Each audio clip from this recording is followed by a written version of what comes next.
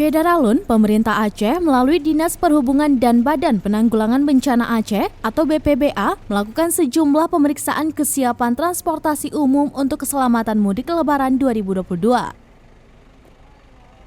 Pemeriksaan tersebut antara lain pelaksanaan rem cek atau inspeksi keselamatan kendaraan dan penerapan protokol kesehatan oleh penumpang.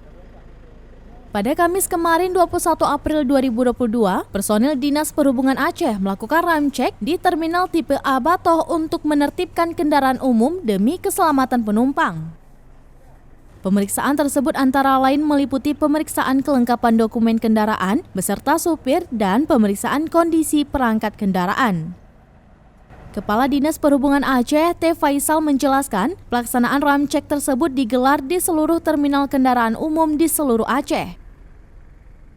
Kegiatan tersebut akan berlangsung sampai besok 22 April 2022.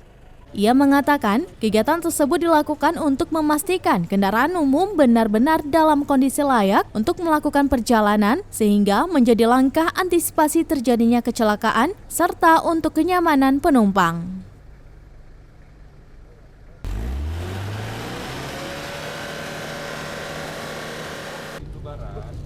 Mungkin ada supir, ada apa yang penumpang yang tadi di protokol kesehatan harus diutamakan.